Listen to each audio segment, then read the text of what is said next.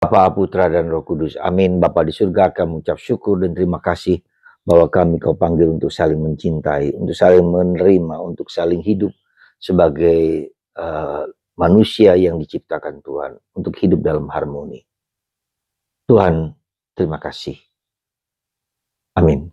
Para saudaraku terkasih dalam Kristus, pada hari Minggu Paskah ke-6, Minggu Paskah ke-6, kita diingatkan akan kasih yang menjadi sumber core hati dari hidup kita. Karena apa? Karena Yesus mengatakan Allah adalah kasih. Sekali lagi, Allah adalah kasih. Maka kita harus berjuang untuk mengalahkan segala yang bukan kasih. Kebencian, kemarahan, kekecewaan, kesedihan. Merugikan, membuat orang tidak bahagia. Ketika ada ketidakbahagiaan, itu tanda tidak ada kasih. Ketika saling membenci, saling berbuat jahat pada orang lain, itu juga melanggar kasih. Nah, para saudara, kenapa kita harus katakanlah mengharapkan kasih? Kita tahu Allah adalah kasih. Tapi bagaimana kita menghayati hidup kasih, tinggal dalam kasih, remain in my love? Bagaimana itu terjadi? Bagaimana? Karena kasih itu juga harus ada sukacita, joy, sukacita. Karena kasih harus dilukiskan dengan sukacita. Seperti Yesus mengatakan, kalau kamu tinggal dalam aku sukacitamu menjadi penuh. Dan kasih itu juga berarti harus taat kepada kehendak Allah. Melakukan kehendak Allah. Melakukan kehendak Yesus. Jadi dua sisi itu. Jadi kasih itu adalah kata kerja. Kasih itu bukan hanya kata benda. Ya. Memang ada unsur penting. Tetapi kasih itu harus kata kerja. Melakukan sesuatu hingga orang lain bahagia. Hingga orang lain sukacita. Itu kasih. Nah, bagaimana supaya kita mengalami kasih itu dan berjuang untuk mengasihi. Kasih itu juga bukan hanya pasif tapi aktif. Ya, tapi harus berjuang. Nah, bagaimana kita berjuang untuk mengatasi kasih adalah sekali lagi bahwa kita harus menyadari sungguh-sungguh hakikat dan identitas kita. Ya. Jadi kasih itu adalah karena Allah adalah kasih. Dan ini sulit dibayangkan, hanya orang Kristen yang mengakui Yesus Allah adalah kasih. Ya. God is love. God is salt. God is lamb. God is light. Jadi Allah sama dengan kasih. Maka ketika kita menghayati kasih, Allah ada di sana.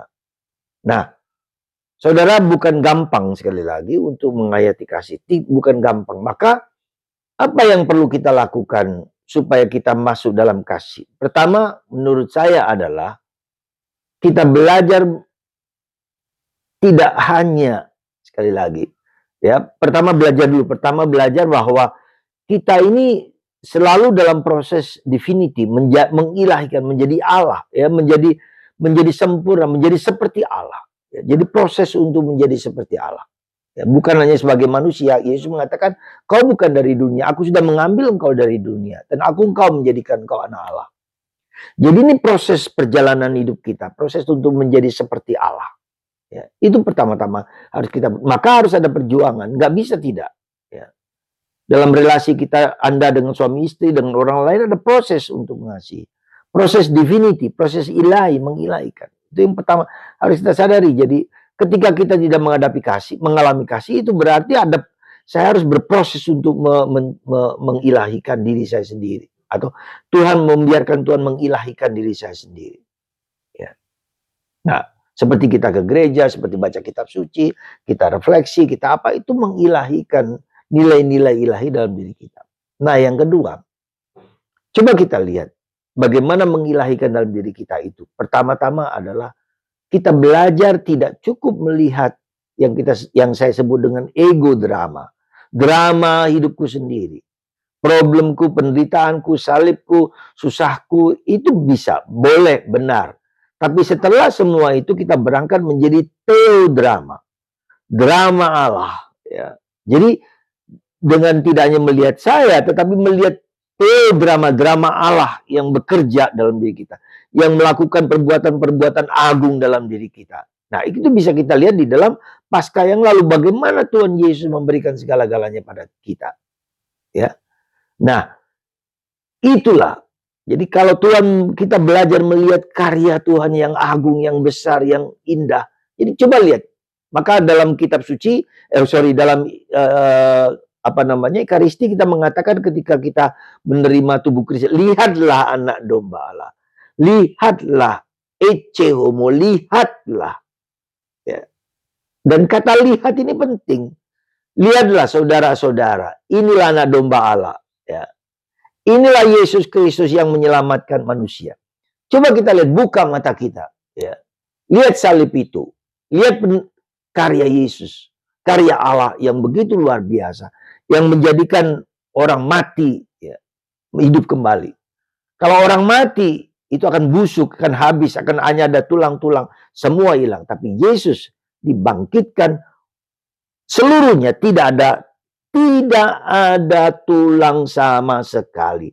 Jadi kubur kosong itu adalah perbuatan agung Tuhan. Nah, kita lihat gitu loh. Lihat. Jadi kita melihat drama Allah yang bekerja, yang melakukan tindakan-tindakan yang luar biasa. Nah, kalau itu kita belajar selalu melihat karya Allah itu, maka akhirnya kita juga mengerti siapa diri kita. Gitu loh.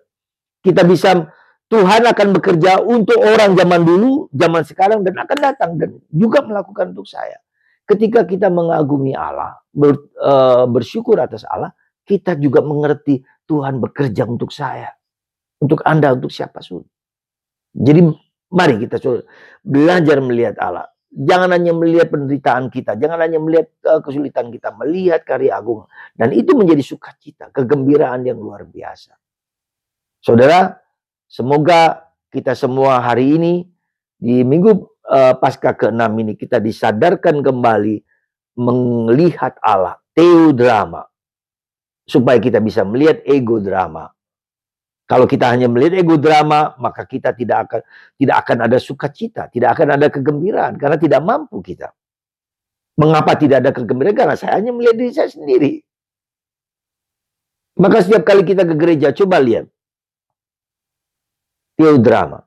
Kalau kita di rumah, lihatlah salib itu. Dia telah melakukan untuk aku, untuk keluargaku, untuk suami, untuk anak, untuk istri, siapa saja. Anda akan berubah. Sukacita akan terjadi.